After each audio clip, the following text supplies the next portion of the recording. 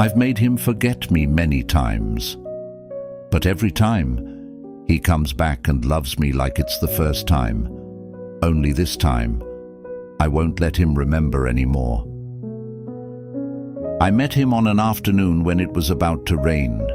Not a heavy rain, just that damp air, the kind that makes everything slow down a little. The cafe was just crowded enough. Yellow lights spread over the tables and chairs, like a layer of artificial warmth. I sat near the glass window. Outside, people walked faster than usual. Inside, I didn't. He sat at the table across from mine, a light-colored shirt, sleeves neatly rolled up, hair slightly messy, like he didn't have time to fix it before going out. Not the kind of person who stands out at first glance, but somehow the kind that makes you look twice. I realized he had looked at me several times, not out of curiosity, but like he was trying to remember something. There are gazes that are easy to understand, from strangers, from acquaintances, from people with intentions, but his gaze wasn't any of those. Not cold, not distant, just empty. As if something in his mind had just disappeared, and even he didn't know what it was. "Excuse me." His voice wasn't loud, but it was clear. I looked up. He stood in front of my table, slightly leaning down, keeping a polite distance. "Have we met before?" "No," I answered, without thinking. He looked at me for a few seconds longer, very seriously, like he was searching through his memory. Then he nodded. Then I must have made a mistake. He smiled lightly and walked back to his seat. A normal encounter, a mistaken question, a stranger. It should have ended right there. I turned back to my laptop, but I couldn't focus. About 10 minutes later, he stood up, walked past my table, stopped. "Excuse me." I hadn't even had time to look up. "Have we met before?" I looked at him. He wasn't joking. He wasn't trying to start a conversation. He truly didn't remember. "Yes," I said. He froze. "I just answered you 10 minutes ago." He went silent. His brows tightened slightly, like he was trying to pull a memory back, but there was nothing. "I'm sorry," he said. This time, his voice was a little lower. I looked at him. I could have ended it here. All I had to do was nod and turn away. But I didn't. "Sit down," I said. "Anyway, you've already forgotten me twice." From that day on, he started sitting at my table. He didn't ask that question again. Every time he came in, he would look around for a moment, then stop when he saw me, as if among all the things he could forget, I was still the first thing he searched for. We talked more, nothing special, just very ordinary things. What I do, what he does, what felt boring today, what felt a little sad. He listened carefully. Sometimes he would pause for a few seconds, like he was trying to memorize everything. In the middle of a conversation, he suddenly went quiet. Then he asked again, "What do you do?" Again. I looked at him, not surprised. I just answered again. He nodded. This time, he didn't say, "I remember." He just repeated it once more, very softly. One day we didn't stay in the cafe. He suggested we go for a walk. It wasn't raining, but the air still carried the damp smell. From the day before, we walked slowly. Neither of us talked much, but it didn't feel awkward, not at all. When we crossed the street, he lightly pulled my hand, not holding it, just a brief touch. Then he let go. But it was enough for me to notice. He was paying attention. That day, I stayed with him longer than usual. We had dinner together, a small place, not crowded. He took a long time choosing his food, as if he was afraid of choosing the wrong thing. In the end, He looked at me. "What are you having?" "I'll have the same." From that day on, we met almost every day. No planning, no messages. We just showed up. And somehow, we both knew the other would be there. If one of us didn't show up, the other would wait. "Do you ever feel like we've met before?" he asked. I looked at him. "No." He nodded. "Still, I keep feeling like you're very familiar." Another night, we walked home together. The street wasn't crowded. Yellow streetlights stretched our shadows long behind us. He held my hand. This time, he didn't let go. I didn't ask. He didn't explain. We just kept walking like that, as if this had already happened many times before. "I think I like you," he said, not looking at me, just looking straight ahead. His voice didn't shake, but it was very slow. I didn't answer right away.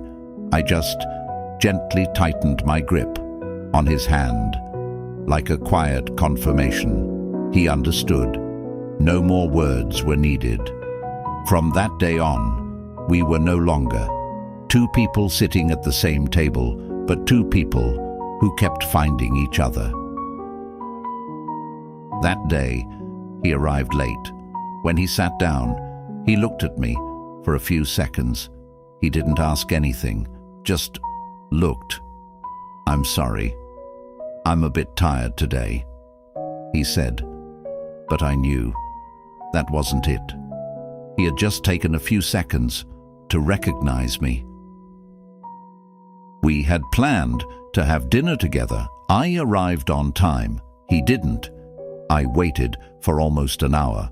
When I was about to leave, he finally showed up. Why are you here?" he asked, as if he was the one surprised. "I just happened to pass by," I said. I didn't mention the appointment. He nodded, as if that made sense, as if there had never been any promise at all. While we talked, he began to pause more often, not just a few seconds, longer than that. His eyes would go blank for brief moments, then come back as if he had just gone somewhere very far away. "What do you like to drink again?" he asked. I looked at the glass. In front of me, the one he had just ordered. "I drink this," I said. He nodded. No smile. Nothing more. I took him to the hospital one day when he complained about a headache. At first, it was mild, but then he had to sit down, holding his head, eyes tightly shut. The doctor asked a lot of questions. He could answer only half of them. His memory is declining, faster than expected. The doctor said, calm, like it was something he had said many times before. The important thing is, don't force him to remember. If he tries to force himself, his brain will be under heavy pressure. It could lead to permanent damage. The room fell into silence. He didn't say anything, just looked down at his hands. On the way back, he walked slower than usual. "Do I forget you?" he asked. I didn't answer right away. "Yes," I said, "but not always." He nodded, as if he was trying to memorize that sentence. Very carefully, "I'll try not to forget," he said, his voice very soft. I didn't say anything, because for the first time, I understood there are things you can't keep no matter how hard you try. He began to realize he was forgetting faster, not because I told him, but because he felt it himself. One time, he was in the middle of telling a story, then suddenly stopped, mid-sentence. His eyes stayed still, like something had just slipped away. "What was I saying?" he asked. I didn't answer right away. I just looked at him. He didn't smile, didn't say, "It's okay." He just sat there, silent, for a long time, a silence that felt different from before. "I need to write things down," he said, his voice calmer than usual, but his eyes weren't. "I can't keep losing things and do nothing about it." He bought a notebook, opened to the first page, and started writing very slowly, one word at a time, as if he was afraid of making a mistake, as if there wouldn't be a second chance to fix it. If you are reading this, it means you've already forgotten. I stood behind him, didn't interrupt, didn't ask anything. I just watched. He paused for a moment, then continued writing. His hand trembled slightly, but the words were still clear. "There is someone very important. His name is..." He stopped, turned to look at me. "Can I write your name?" I didn't answer right away. I just nodded very lightly. He turned back and wrote my name down, slower than any line before.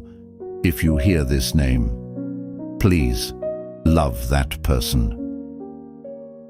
He closed the notebook, didn't say anything else, as if that alone was enough. That night, when we walked home together, he held my hand, tighter than usual, not out of habit, but like he was trying to hold on to something that was about to disappear. "I'm not sure how much longer I can remember," he said very quietly.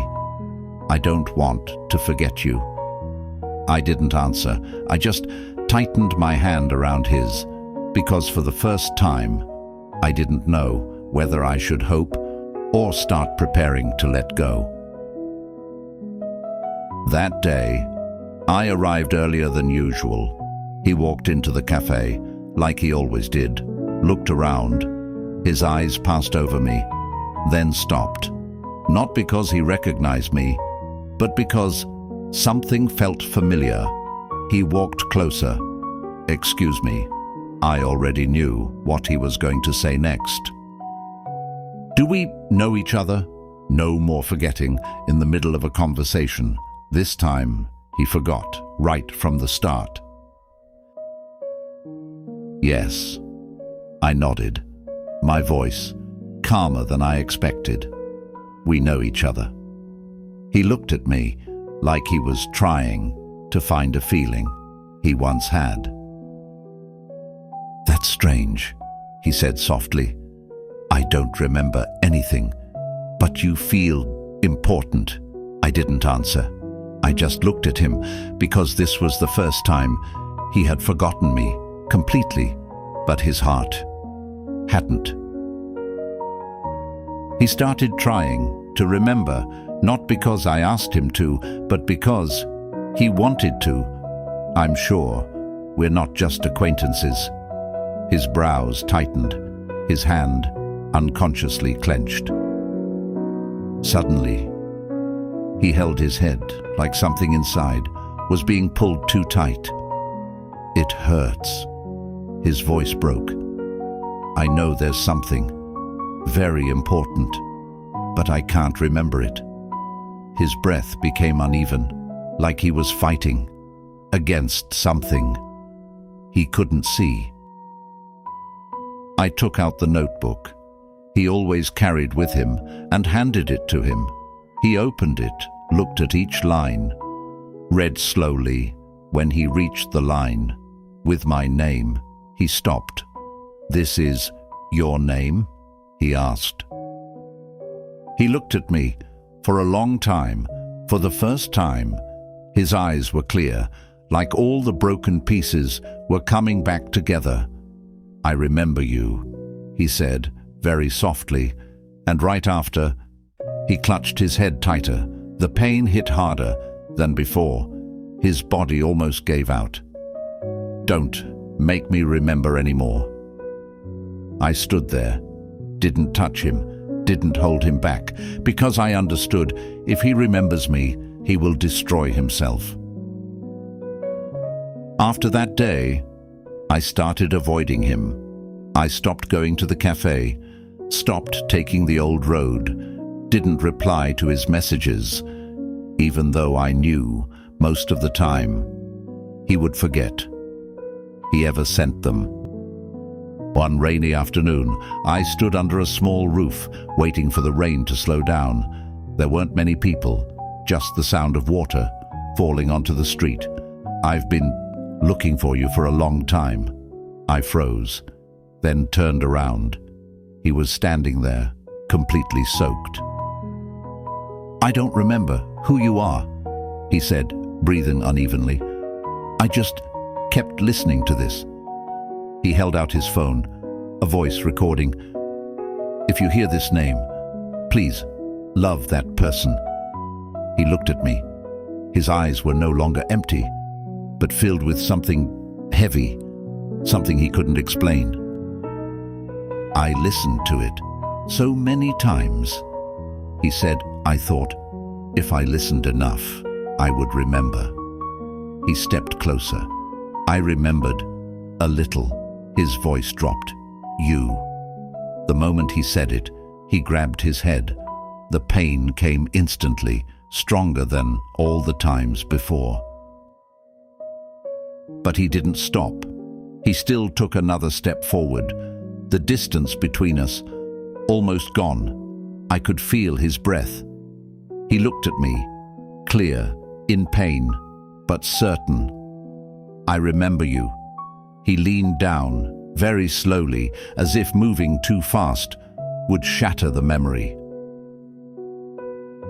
I stepped back, just one step, very small, but enough to stop everything. I'm sorry, I said, my voice calm. We don't know each other. He stood still, didn't move closer, didn't ask again, just looked at me like he was trying to understand why his chest hurt so much. After a while, he nodded. I see. I'm sorry for bothering you. He turned around, walked away slowly, didn't look back. I stood there, in the rain, didn't call him, didn't stop him. Only when he had completely disappeared, I realized my hands were still shaking, and for the first time, I didn't remind him to remember me. At the end of the street, he paused for a moment, didn't turn around, just raised his hand to his chest. His brows tightened slightly, as if something had just been left behind, but he didn't know what it was. If it were you, would you keep the person you love by your side, even if every time they remember you, it hurts them? Or would you let them go, so they could live a normal life without you? And if one day you hear someone's name and your heart beats faster than usual, would you trust your memory or your feelings?